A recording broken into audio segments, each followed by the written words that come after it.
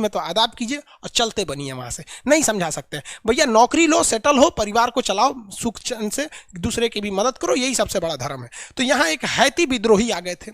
ये हैती विद्रोही सिया के थे, सब सिया गुट के, और सिया, ईरान सिया का सबसे बड़ा देश है। तो यहां भी सिया, यहां भी सिया। और ईरान क्या करना चाहता था, यहां पर हैती विद्रोहियों को हथियार देता था। इस ससुरा सऊदी अरब उठा ना तो यमन पे बम्बार्डमेंट कर दिया, यमन पे पूरा तबाही मार दिया। और इस चोट्टा को ई समझ में नहीं आया कि स्कूल पे बम गिरा रहे हैं कि अनाथाश्रम पे गिरा रहे हैं कि कहाँ गिरा रहे हैं, अंधाधुन बम गिरा दिया। भाई साहब, दुश्मनी में भी एक इंसानियत होती है। क्या हम हिंदुस्तान पाकिस्तान वाले कभी युद्ध नहीं लड़े हैं? क्या कभी कोई ये कह सकता है कि हमारी एयरफोर्स कभी पाकिस्तान के किसी स्कूल पर पढ़ रहे छोटे बच्चों पे बम गिराई है या कोई हॉस्पिटल में बम गिराई है? कभी नहीं गिराया गया है यहाँ पर। और इवन कि पाकिस्तान भी इतना कांड किया है, भले ताज होटल में बम फोड़ दिया, लेकिन युद्ध के टाइम पे उसने भी कभी स्कूल और हॉस्पिटल पे बम नहीं गिराया। ये युद्ध की नीति होती है। लेकिन कई बार तो उसने युद्ध की नीतियां त्याग दी थी, क्योंकि कारगिल में उसने कैप्टन सौरभ कालिया का आंख निकाल लिया था। लेकिन हिंदुस्तान की ओर से कभी ऐसा नहीं हुआ। इस चुट्टा सबको मार दिया। इससे हमको क्या तकलीफ है? भैया तकलीफ है क्योंकि हमारे हिंदुस्तान से लोग यहां नौकरी पाने गए थे और वो लोग लाखों रुपए कमा के यहां से भेज रहे थे। इस सऊदी अरब ईरान के चक्कर में यहां गृह युद्ध हो गया और आपस में मार हो गया। यहां पर इतना आसान हो गया कि वहां से 55 से 60 हजार लोगों को नौकरी छोड़ के भागना पड़ गया यमन से। और वहां के लिए हमारी नौसेना गई थी, एयरफोर्स गई थी वहां से उन लोगों को लाने के लिए। हम लोग तो बेरोजगार हो गए, हमारे लोग को। और इंडिया में कितना रोजगार है आप सब जानते हैं। यहाँ पर यमन चौपट हो गया। यहाँ पर समझ में आ गया, मजनू का था यमन, लैला का था सऊदी अरब। सोच रहा एक वक्त था दोनों में इतना प्यार था, आज मार हो गया धार्मिक कट्टरता की वजह से। समझ में आ गया ना? आगे देखिए, ये यमन जो है, यमन का सबसे निचला शहर का नाम है अदन। आप अपने नक्शा में देखिए, यमन का सबसे निचला शहर है, उसका नाम है अदन। यमन का सबसे निचला शहर यह अदन। गोपाल कुमार, हिंदी का क्लास लीजिए। बउआ हम खुदे क्लास ले ले, पगला गए, हिंदी का क्लास हम नहीं लेंगे।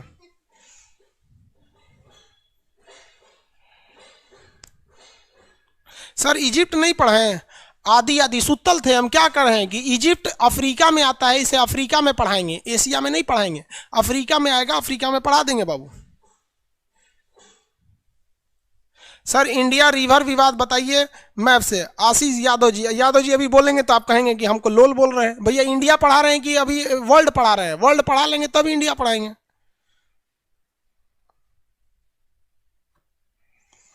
हो गया?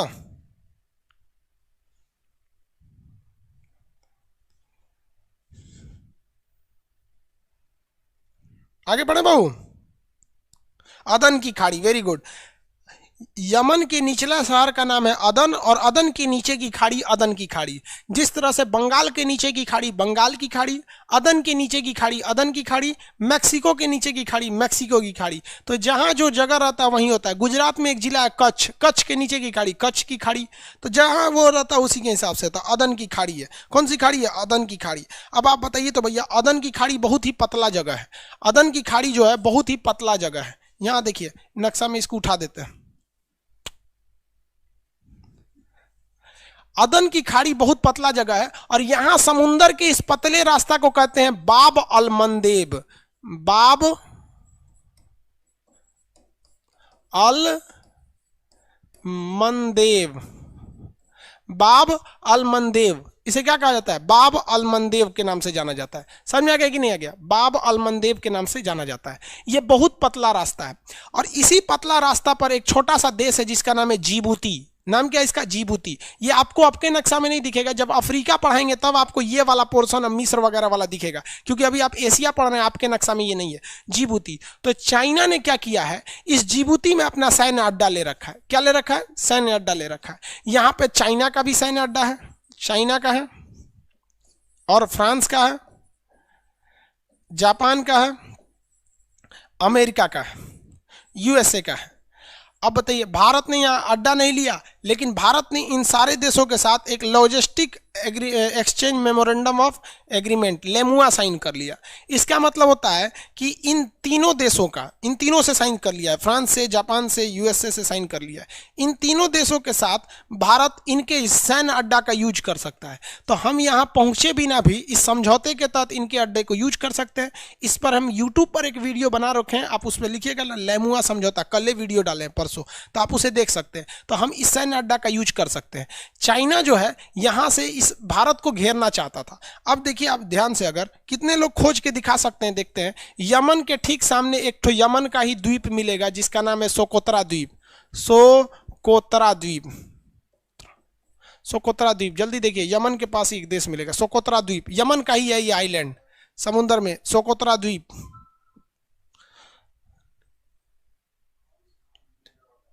सोकोत्रा मिल गया। यमन की कैपिटल का नाम सना है, यमन की कैपिटल राजधानी सना है। सोकोत्रा द्वीप मिल गया, सोकोत्रा द्वीप। अब जरा आप बताइए बाबू, ये है सोकोत्रा द्वीप, ठीक है।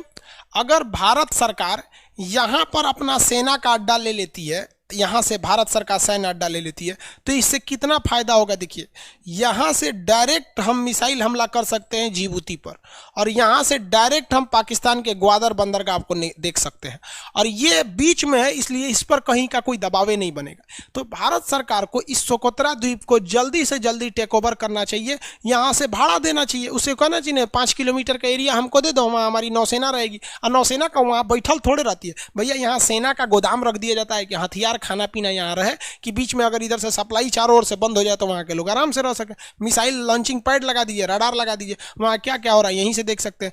मोदी जी को सोकोत्रा आइलैंड पर जल्द से जल्द उस पर समझौता करके ले लेना चाहिए।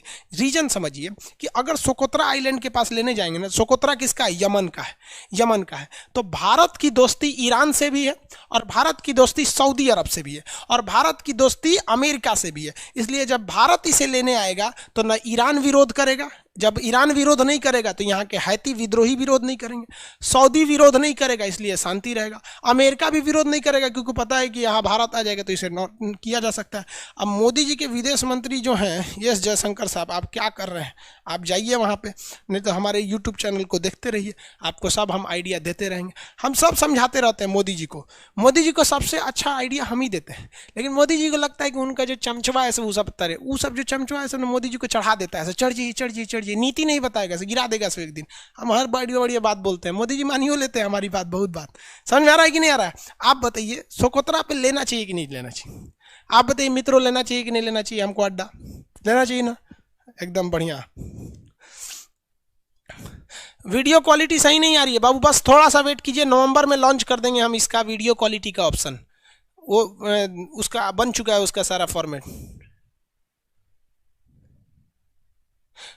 सौरभ कुमार बोल रहे हैं सर, सोकोत्रा आइलैंड पर एक वीडियो बना दीजिए। ठीक है भाई, बना देंगे एक तो सोकोत्रा आइलैंड पर वीडियो, मोदी जी को स्पेशल रिक्वेस्ट करके भेज देंगे कि आप इसको लीजिए, नहीं ले रहे हैं तो हम ही को बोलिए, हम जाके वहाँ सब फरिया देते हैं, नहीं देगा ससुरा जबरदस्ती ले लेंगे, तो आप फरियाते रहो यहाँ पे। अरे भाई, प्रेम से कुछ नहीं होने वाला है, भय बिना प्रीत कहाँ, जिससे आप डरेंगे नहीं उससे आप कभी प्रेम नहीं कर सकते हैं।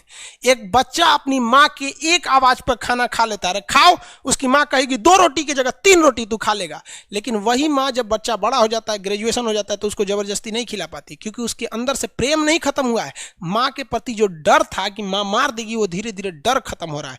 तो डर नहीं तो प्रेम नहीं, इसलिए हर रिश्ते में थोड़ा डर बना के रखना जरूरी है। अगर पुलिस का डर नहीं रहता ना, लोग दरोगा को तो मोछ नोच देते हैं, इसे पता है कि ससुरा को कुछ करेंगे इतना ना काट देगा कि लोग, सर बैठिए, दरोगा साहब बैठिए, जबकि दरोगा से ज्यादा पढ़ा लिखा होता है कि स्कूल का टीचर। कभी देखे टीचर के सामने कोई डरता है? नहीं, क्योंकि पता है कि टीचर मारेगा नहीं, दरोगा कूच देगा हमको, इसलिए डर बना के रखना चाहिए हर रिश्ते में। समझ में? आप लोग ऑफलाइन में कुछ कमेंट कर देते हैं लोग, समझ में आया नहीं? क्योंकि पता है कि सर ऑनलाइन में कैमरों में घुसेंगे थोड़ी ना, थोड़ा ऑफलाइन के क्लास में जो ऑफलाइन के बच्चे होंगे उनको बोलते हैं थोड़ा ईयरफोन लगा के मेरे क्लास में घुस जाइए, या च्युइंगम खा के थोड़ा क्लास में घुस जाइए। चाहे लड़की लोग थोड़ा लिपस्टिक लगा के घुस जाइए, भगा देते थे क्लास में से उठा के यहाँ पे। तो लेकिन ऑफलाइन में कुछ नहीं कर सकते हैं, रीजन क्या है कि दिख ही नहीं रहे। ऑफलाइन में, ऑनलाइन में तो आपका डर खत्म हो गया ना। नहीं तो हम तो कान सहित नोच लेते थे। कोई च्युइंगम खा लिया तो बीच क्लास में से उठा के भेज दे, चल भाग यहाँ से। क्लास में कोई लड़की ठोड़ रंग के नहीं आती थी, सोच रही पढ़ने आती थी, सर लाली रंग लेगी, सर लड़कवा सब उधरे देखेगा, सर बाप रे कितना सुंदर लग रही है, हम पढ़ाएंगे तो ध्यान ही नहीं देगा सर। तो मोदी जी को भी इंटरनेशनल में डर बना के रखना चाहिए। ऑफलाइन में लड़का लोग कुछ कर देते थे, इतना मार मारते थे, स्पेशल लाठी रखे थे, अभी याद आता है। अब देखिए नवंबर दिसंबर में क्लास खुल जाए ना तो बहुत दिन हो गया है कोनो को पीटे हुए, ऑफलाइन में कचर के पीटेंगे, बदमाशी करता है ऐसे यहाँ। चलिए ध्यान से देखते हैं, ये समझ में आ गया यमन। और यमन तो भैया कोई कंट्री, मतलब वहां पे पूरे रेगिस्तान है यार, यहाँ पे पूरे पूरे एरिया में है क्या, या तो पेट्रोल है, नहीं तो सिया सुन्नी की लड़ाई है, बस। खजूर होता है, खजूर खाओ, पेट्रोल में आग लगाओ, सिया सुन्नी में मार करो, बस 3 काम है यहाँ पर। क्या चीज? खजूर पेट्रोल, खजूर और सिया सुन्नी, सिया सुन्नी। बाकी इनको कुछ नहीं आता है, कुछ नहीं आता है इन्हें भाई साहब। पेट्रोल खत्म, खेल खत्म, खजूर खाओ जी हजूर, खजूर जी हजूर, काम खत्म। यहाँ पे इन सब लोग का पेट्रोल खत्म हो गया, इजराइल इन लोग को मार मारेगा बढ़िया से। आगे देखिए, ये है यमन। यमन इसे 8 को ब्याह करता है, सोच रहा। यहाँ की हमको लगता है कि लड़कियां सीधा होती हैं सब, ये इस एरिया में देखेंगे ना 3-3 4-4 को ब्याह कर ले रहेगा। इंडिया के कोनो लड़की से 3 को ब्याह करो ना, सोच रहे एगो तो संभलबे नहीं करती इंडिया में, इतना ना दिमाग नोच जाएगी कि पागल खाना में चल जाएगा वो। इंडिया में 4 को इंडिया में पॉसिबल है नहीं है। चलिए देखिए, ये है यमन। ओमान है, देश क्या है? ओमान। ओमान से हमारा बहुत अच्छा रक्षा संबंध है।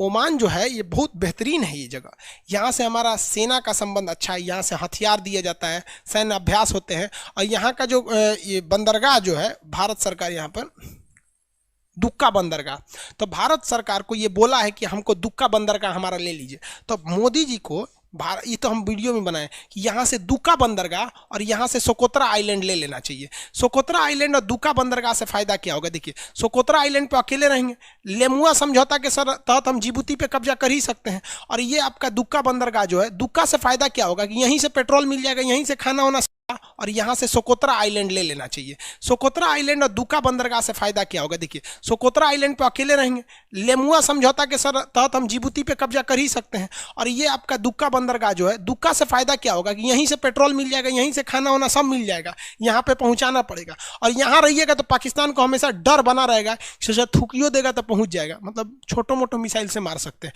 और यहाँ से तो चारों ओर से घेरना चाहिए ना। ओमान से हमारा व्यापारिक संबंध है। अगर आप सीवान, छपरा, गोपालगंज के हैं तो फिर आपको यहाँ ओमान में बहुत से लोग काम करते मिल जाएंगे। हमारा ननिहाल भी सिवाने में है, वहाँ के हमारे कई गो रिश्तेदार लोग ओमान में काम करते हैं। अच्छी बात है कि भाई आप काम कीजिए, यहाँ का हवा लीजिए, यहाँ का पानी लीजिए, यहाँ पे कमाइए और खड़े पैसा हिंदुस्तान में भेज दीजिए, एकदम खड़े भेजिए, बहुत फायदा होता है। लोग विदेश में काम करते हैं, इसीलिए हम कहते हैं कि ये सब सिया सुन्नी के चक्कर में मत लड़े सब, क्योंकि लड़ा सब सीरिया से लोग भारत वापस चले आए, इराक में वहां से चले आए लोग, यमन से यहाँ से चले आए लोग, सोच रहा ओमान में होगा तो यो भगा देगा। तो भाई हमारे देश की जीडीपी बढ़ा, ये लोग बहुत ज्यादा काम करते हैं हमारे देश की इकोनॉमी को बढ़ाने के लिए। फ्री में पैसा आ रहा है ना, वहां जाके काम किया, भारत में काम सीखा, और वहां जाके काम, भारत में काम करता है तो 10,000 मिलता है, यहाँ जाके करता है तो 50,000, सीधे भारत में 50,000 आ जाता है पैसा। अच्छा है ना। तो ये ओमान है। यहाँ पे भी क्या है भाई? पेट्रोल। अब आप कहेंगे भारत के लोग क्या काम करने गए हैं, तो पेट्रोल का कारखाना लगाने गए हैं। वहाँ पे बहुत बड़ी बड़ी रिफाइनरी वगैरह लगती है वहाँ पे। उसके बगल में यूएई। भाई साहब यूएई का क्या पूछना है? कितने लोग बता सकते हैं कि यूएई का विकास किस देश के स्वतंत्रता के बाद हुआ?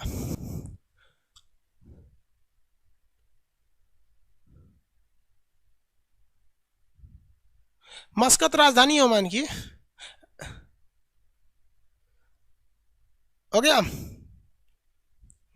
यूएई का विकास की, यूएई जो है इसका विकास हांगकांग की स्वतंत्रता की बात हो गया।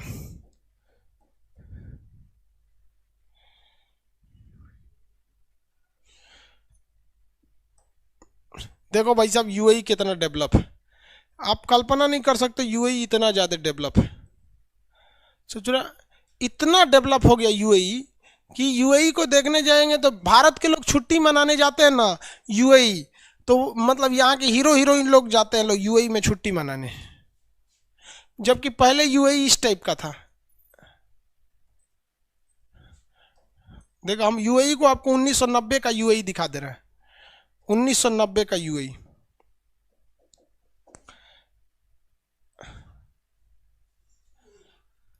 दो 2005 में दिखा दे या 1990 देखे, ये देख लेते हैं। खुल जा भैया, वो गाना है ना, दिला दूं तुझे बुर्ज खलीफा। दुनिया का हर चीज में जितना बढ़िया बढ़िया चीज है यूएई लेके चला गया। यूएई एक ऐसा देश है जिसने कहा कि हम पेट्रोलियम पे डिपेंड नहीं रहेंगे। यूएई के टोटल इनकम का केवल 1% उसके पेट्रोलियम से आता है। यूएई के टोटल इनकम का केवल 1% उसके पेट्रोलियम से आता है। देखिए ये यहाँ पे आपको दो दो यूएई दिखेंगे। एक ये 1990 का यूएई है, पूरा खाली मैदान मरुस्थल है। और ये देखिए 2015 का दुबई। 2015 में देखिए इसमें बुर्ज खलीफा, सोच रहा बादल में घुस जाता है, दिला दूं तुझे बुर्ज खलीफा। भारत में कोई बिल्डिंग नहीं है ऐसे। दिल्ली में अलाउ है आपका 40 फ्लोर अलाउ है ना दिल्ली में। दिल्ली में कितना फ्लोर अलाउ है? 40 फ्लोर, इससे ज़्यादा तो नहीं है। मैक्सिमम 40 फ्लोर पे रहता है दिल्ली वगैरह में। अब यहाँ पे देखिए ना, सोचो 165 फ्लोर का है, बादल घुस जाता है इसमें। तो इतना डेवलप हो गया यूएई। यूएई कैसे डेवलप हो गया? जितनी कंपनियां हांगकांग से भागी थी उन सबको बुला लाया यूएई, कहा कि हमको टैक्स वैक्स मत देना, लो यहीं आ जाओ। सारी कंपनियों के हेड ऑफिस सारा चीज़ यहीं हो गया यहाँ पे। अब जैसे मान लीजिए हम ही को कोई कंपनी है, वहाँ हम चाहते हैं उस कंपनी से जुड़े, तो उसके हेड ऑफिस में ही जाके ना साइन करेंगे, कंपनी थोड़ी आएगी। तो यहाँ यूएई पूरी तरह से डेवलप हो गया। इसके टोटल इकोनॉमी में मात्र 1% पेट्रोल का काम है। यानी अगर पेट्रोल है भी या नहीं भी है उसको कोई मतलब नहीं है, इसको पेट्रोलियम पे डिपेंड नहीं है। ये टूरिस्ट पर हो गया है, हब बना लिया है। देखिए चाइना ने दिमाग क्या लगाया कि दुनिया में कंपनी कहीं भी रहो, कारखाना तुमको हमारे ही यहाँ डालना पड़ेगा। वो इतना सस्ता सामान दे दिया, मजदूर एकदम सस्ते चाइना के। चाइना ने क्या किया, कोई मजदूर टाइम से नहीं आता है, हटा दीजिए उसको, सैलरी मत दीजिए, तुरंत हटा दीजिए वहाँ पर। तो चाइना ने क्या किया, कारखाना का हब लगा दिया। तो यूएई ने सोचा तू ससुरा कारखाना कहीं भी खोल, तुमको अपना ऑफिस हमारे ही पास खोलना पड़ेगा। तो ऑफिस यूएई में खोल लिया। भारत क्या कहा, तो ससुरा कहीं रहो, मजदूर हमारे ही यहाँ से ले जाओगे। तो भारत से सस्ता मजदूर कहीं नहीं मिलते हैं। हमारे यहाँ का मजदूर मल्टी टैलेंटेड होता है, उसको कहिए झाड़ू मार दे झाड़ू मार देगा, पेंट कर दे पेंट कर देगा, मसाला बना दे बना देगा, कोई सामान ढोना है तो ढो देगा, वहाँ पर सब काम कर देता है भारत का मजदूर यहाँ पर कम पैसा में। तो हमारे यहाँ कुछ नीतियाँ गलत है। रीजन की जो नीति बनाने वाले हैं वो खुद पढ़े लिखे है ही नहीं है, अच्छा से काम नहीं करता है वो नीति बनाने वाला लोग। यूएई समझ में आ गया? यूएई में 7 छोटे छोटे राज्यों को मिलाकर बना है। अब इतना छोटा है ही है, इसमें भी कितने राज्य हैं? 7। तो क्या दिक्कत है भैया? जैसे भारत में स्टेट को राज्य कहा जाता है, यहाँ पे राज्यों को क्या कहा जाता है? शेख। क्या कहा जाता है? शेख। कितने शेख राज्यों से मिलकर बना है? 7 राज्यों से मिलकर बना है। जिसमें सबसे बड़ा राज्य कौन सा है? तो सबसे बड़ा राज्य है इसका दुबई। सबसे बड़ा राज्य कौन सा है? दुबई। जबकि 7 को मिला देंगे तो देश बन जाता है यूएई। भारत में 28 राज्य है ना, भारत में 28 राज्य है। सबसे बड़ा कौन है? राजस्थान। उसी तरह यूएई में 7 राज्य हैं, सबसे बड़ा कौन है? दुबई। सबसे बड़ा कौन है? दुबई। भारत में 28 राज्य, सबसे बड़ा राजस्थान। यूएई में 7 राज्य, सबसे बड़ा दुबई। भारत की राजधानी नई दिल्ली, यूएई की राजधानी अबू धाबी। यूएई की राजधानी अबू धाबी। यूएई की राजधानी क्या है? Abu Dhabi. आगे बढ़ जाए, भारत से इसका बहुत अच्छा रिलेशन है अबू धाबी वगैरह का। इसके बगल में देखेंगे एक देश मिलेगा कतर, पूरी तरह से पेट्रोलियम है। कतर में बहुत ज़्यादा मात्रा में पेट्रोलियम पाया जाता है। पेट्रोलियम का बहुत बड़ा भंडार कहाँ पर है? कतर में। कतर की राजधानी कितने लोग बता सकते हैं? कतर की राजधानी, कतर की राजधानी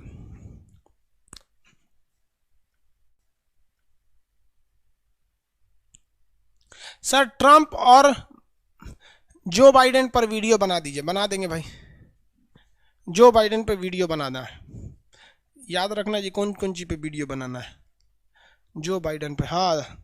कतर की राजधानी है दोहा। 2022 में फुटबॉल का ओलंपिक दोहा में होगा। ये भी देश बहुत डेवलप हो रहा है। यूएई के बाद अच्छा नंबर पे आता है कतर।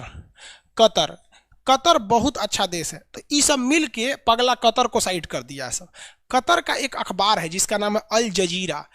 क्या नाम है उसका? अल जजीरा। दुनिया में ये सबसे स्वतंत्र अखबार माना जाता है अल जजीरा।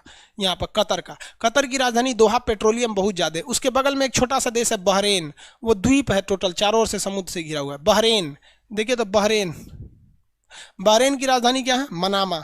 बहरेन की राजधानी मनामा। बहरेन की राजधानी मनामा। बहरेन, कतर और बहरेन दोनों में क्या है भैया, मुस्लिम कंट्री है, सिया सुन्नी में मार होगा। खजूर निकालेंगे, पेट्रोल निकालेंगे। पेट्रोल इतना ज़्यादा है कि बिना पेट्रोल का आप कुछ होने वाला नहीं है। आप दो चीज़ रोक दीजिए, देश रुक जाएगा। पेट्रोल और बिजली बंद, पूरा देश बंद। पेट्रोल बंद, बिजली बंद, काम खत्म, पूरा देश रुक जाएगा। इसलिए इन लोग का बहुत ज़्यादा फायदा हो जाता है। यहाँ तक समझ में आ गया? किसी को दिक्कत? मैप का पीडीएफ नहीं खुल रहा है? खुलवा दीजिएगा जी पीडीएफ। इन लोग का नहीं खुल रहा है क्यों? आगे देखिए, इसके ये छोटा वाला देश का नाम क्या है? इराक। छोटा वाले देश का नाम इराक है। अब ध्यान से देखिएगा, इराक, आपके पास एटलस है ना, ये इराक है। और इराक के ऊपर में जो देश है ये है ईरान, ये इराक है, सॉरी ये है इराक। और जो लाल रंग से रंगे हैं वो कुवैत है, और ये है ईरान, ये ईरान है। कुवैत की जो बाउंड्री है वो ईरान से नहीं लगती है। कुवैत की बाउंड्री ईरान से नहीं लगती है। अमेरिका ने देखा कि हम कैसे भी करके इराक और कुवैत के बीच में युद्ध लड़ा देंगे तो मजा आ जाएगा। तो इसलिए ये ईरान और कुवैत के बीच में युद्ध लड़ाने के लिए इराक और कुवैत के बीच में युद्ध लड़ाने के लिए सोच लिया। इसने क्या किया, एक्चुअली क्या है कि कुवैत जो है वो थोड़ा सा डाउन है, कुवैत की ज़मीन थोड़ी डाउन है और इराक की ज़मीन थोड़ी हाइट पे है। इसलिए इराक का पेट्रोल रिस्क के अंदर अंदर कुवैत के पास आ जाता है। ये छोटा कुवैत जानते हैं क्या किया? अमेरिका के कहने पर एकदम बॉर्डर पे आके तेल का जो पाइप डलवाना था एकदम बॉर्डर पे डलवाया और तिरछा डलवा दिया। किधर? इराक की ओर में। अब इराक के राष्ट्रपति थे सद्दाम हुसैन, सेना के कर्नल थे वहाँ पे, वो उठ के था हमला कर दिए कुवैत पर। और कुवैत को अमेरिका ने कहा था कि तुम डरना नहीं, तुम्हारे ऊपर कोई भी हमला करेगा तो हम तुम्हें बचाने आएंगे। तो कुवैत भी नहीं डरा और कुवैत जाकर लड़ गया इराक से। इराक ने उठा तो कुवैत को धो दिया। कुवैत कहा अमेरिका से कि मदद कीजिए, तो अमेरिका कह रहा आएंगे मदद करने। 2 महीना बाद आया, जब तक कुवैत पूरी तरह से बर्बाद हो गया था। अब अमेरिका ने कहा कि एक काम करो, तुम हमको अपना आधा पेट्रोल दोगे तभी बचाएंगे। तो कुवैत से आधा पेट्रोल ले लिया और उसके बदले में पूरा तरह से सद्दाम हुसैन को बर्बाद कर दिया। और इराक का आज हाल क्या हो गया आपको पता ही है, एकदम बर्बाद। समझिए ना, इराक का बलात्कार कर दिया सब, पूरा दुनिया मिल के इसको रेप कर दिया से, इराक का पूरा वहाँ पे धज्जी उड़ा दिया से। ISIS आतंकवादी घुस गया से, ये घुस गया से यहाँ। इसी पर एक मूवी बनी है एयरलिफ्ट। बताइए भारत के कितने लोग बेरोजगार हुए लोग, 2.5 लाख लोग बेरोजगार हुए इस चक्कर में। तो क्या हमारा फर्ज नहीं बनता था ये लड़ाई रोक सके? आप सोचिए 2.5 लाख लोग जो काम करते थे वहां पर, अगर आप उन 2.5 लाख लोगों का 2.5 लाख लोगों को अगर आप 50,000 रुपये भी सैलरी जोड़ते हैं तो पर मंथ की सैलरी जोड़ लीजिए वहां पर मंथ कितनी सैलरी थी वहां पर? 25 कितना होता है जी? 125, 1 2 3 4 5 6 7 8, इकाई दाई सैकड़ा हजार 10,000 लाख 10 लाख करोड़ 10 करोड़ अरब 10 अरब, लगभग 12 अरब हर महीने पैसा आता था और सस्ता पेट्रोल मिलता था। लेकिन इनकी लड़ाई में हम लोग को लॉस हो गया। तो इंटरनेशनल रिलेशन में ये मायने नहीं रखता है कि कौन अच्छा है, कौन सही है, कौन गलत ही नहीं है, हमको फायदा किससे हो रहा है। तो हम लोग को तो लॉस हो गया यहाँ पर। तो कुवैत लोलपंथी की है, आज कुवैत भी तबाह हो गए और इराक भी तबाह हो गए। और फायदा किसको हो गया? अमेरिका को। आधा पेट्रोल इराक से ले गया, आधा पेट्रोल कुवैत से ले गया। यहाँ पर फायदा किसको हो जा रहा है? अमेरिका को हो रहा है। दुनिया में अशांति का कारण अमेरिका है, इस बात को सबको मानना पड़ेगा, क्योंकि वो धीरे धीरे धीरे धीरे उत्साह रहा है। आज अमेरिका पाकिस्तान को गाली दे रहा है। बताओ तो भाई, अमेरिका को F-16 जहाज किसने दिया था? पाकिस्तान ने। पाकिस्तान को खुखरी पनडुब्बी किसने दिया था? अमेरिका ने दिया था। पाकिस्तान को तोप टैंक किसने दिया था? अमेरिका ने दिया था। पाकिस्तान के कहने पर भारत पर 1971 में बम मारने कौन आया था? अमेरिका ने आया था। तो ये सोचना चोटा किसी का नहीं है यहाँ पर। अब बड़े बड़े लोगों से कोई पंगा भी नहीं लेना चाहता, इसलिए भारत को खुद अपने पैरों पर खड़ा रहना पड़ेगा। Stand up India. कुवैत चौपट हो गए, बस ये है कि पेट्रोल है, आधा पेट्रोल अमेरिका ले जा रहा है, आधा वो ले जा रहा है। वहाँ राजतंत्र है, लोकतंत्र है नहीं है। यहाँ हर जगह राजाओं का शासन चलता है, इसलिए राजा के खिलाफ बोलिएगा कल को सर काट देगा। यहाँ पर हिंदुस्तान थोड़ी है कि यहाँ पे कोई भी नरेंद्र मोदी को बोल सकता है, कोई और राहुल गांधी को गरिया के चल जाता है। नीतीश कुमार को देखिए ना, चुनाव में खूब गरिया रहा है सब, तो कोई तेजस्वी को गरिया रहा है, सब होता ही है यहाँ पर। हिंदुस्तान में नेतागिरी में यही होता है, लेकिन वहाँ राजतंत्र है, वहाँ आप खिलाफ में बोल नहीं सकते हैं। तो आपको ये सब समझ में आ रहा है?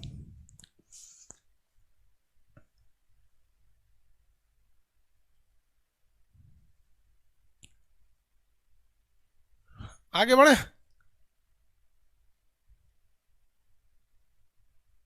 चलिए इतना तो आपके दिमाग में आ गया ना,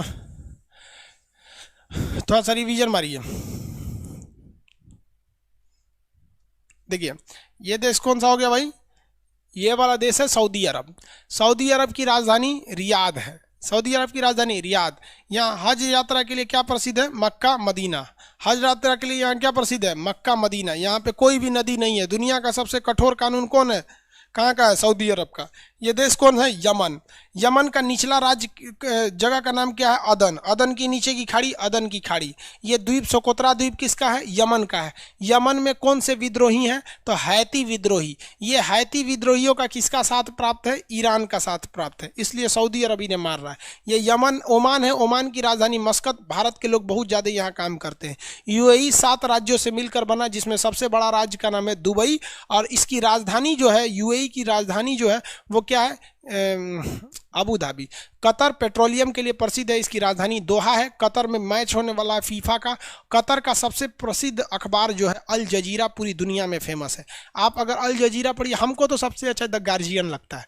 लड़का लोग पूछता है कि सर आप यूट्यूब पे इतना सब कहाँ से सब अपडेट लाते हैं। गार्जियन न्यूज़पेपर यूरोप से छपता है, इंग्लिश में रहता है, हिंदी नहीं आती उसको, बहुत अच्छा रहता है, हमको अच्छा लगा। गार्जियन सही लगते हैं यहाँ पर। अल जजीरा भी सही है, वो भी निष्पक्ष बताता है किसी चीज़ को, किसी चीज़ को छुपाता नहीं है। अब बाकी इंडिया का न्यूज पढ़िएगा तो ये ससुरा, इंडिया के न्यूज को नेताएं खरीद लिए। आपको पता है कि कौन सा टीवी चैनल किसके बारे में बोलेगा, समझ आ गया कि नहीं। 80% टीवी चैनल मोदी जी खरीद लिए हैं, बाकी 20% को कुछ लेफ्ट और कांग्रेस वाले खरीद चुके हैं लोग। बस अब वो टीवी नहीं है, समझ, टेल एलाई विजन हो गया, टेलीविजन नहीं है, टेल एलाई यानी झूठ बोलो। टेल एलाई विजन, टेलीविजन कुछ बोलते सोच रहा, हद है यार। हाँ हाँ, न्यूज़पेपर में देखोगे तो आधा आधा न्यूज़पेपर में मर्दाना कमजोरी है, बाबा रहमानी हम आपका प्रेम बिछड़ने नहीं देंगे। न्यूज़पेपर में चट्टा यही दे देगा। तरीका क्या पड़ रहा है भाई। आने वाले वक्त में देखिएगा कोई मीडिया नहीं देखेगा, यूट्यूब को देखेगा। आगे देखिए, पूरी शहर की दीवारें रंग दी है मर्दाना कमजोरी के नाम से, और कहते हैं कि औरतें कमजोर होती हैं। रे सुजरा कहीं का। यहाँ देखो, ये आपका कतर, ये बहरेन हो गया। इसके इधर वाला ये कुवैत। कुवैत और इराक के बीच में जो मूवी बनी थी उसका नाम था एयरलिफ्ट। इतना समझ में आ गया। अब इसको आप आगे कल समझाएंगे, आज के लिए इतना ही, नहीं तो ज़्यादा आगे बता देंगे तो बाउंस कर जाएगा।